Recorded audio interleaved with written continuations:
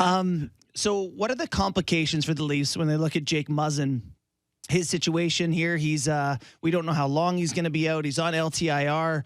The Leafs don't really know if they can replace him. What do you see as the pickle they're in here? Man, just depth on D, just depth on D in general. That's the pickle. Or do other people come up and do what didn't happen with Travis Dermott or whatever it may be about can Rasmus Sandin do that? I think there's probably last year the Labushkin type thing is probably something they have to look at.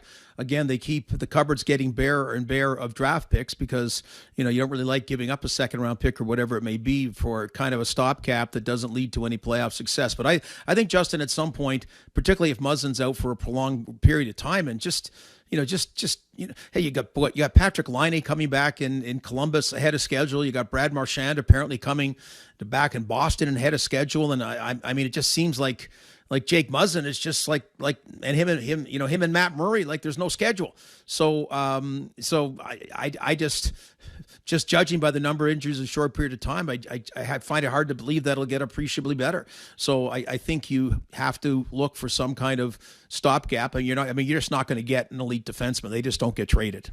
Well, and it's really early, and I know that although Jacob Chychrun has joined Arizona on the road trip for when they were in Montreal, he's not going to be playing probably to mid-November.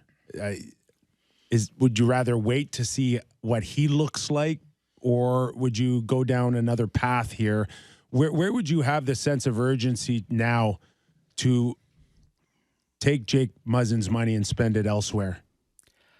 Yeah, I don't know. Like, again, when you equate urgency, that's always a bit of an element of panic. And when you look back at it, there was, the Nick Foligno mistake, and that's no disrespect to him, but just at the stage you were getting him at his career wasn't what he was 2, 3, 4 years earlier, and you gave up a lot. And in Chychrun's case, he's going to cost a lot. So you don't really have a lot to give. I mean, maybe the kind of thing, yes, if you can cut a deal, get a contract, all those kind of other things going, then that certainly will add value to it. But so urgency or panic, I don't see at this particular point. I'm just counting the bodies, and unless there's a pleasant surprise somewhere that.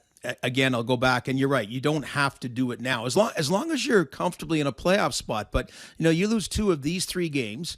Again, you're not in trouble, but you're not comfortable. I mean, this can't be a bumpy ride in the regular season. Okay, we've been through that before. This has to be a team that develops kind of like Carolina. Really. I mean, Vegas is going right back at it, and Vegas got killed by injuries last year. But just we can't screw around. Okay, we gotta have a regular season that there's no ifs, ands, and buts about it, and that's kind of the Toronto Maple Leafs situation.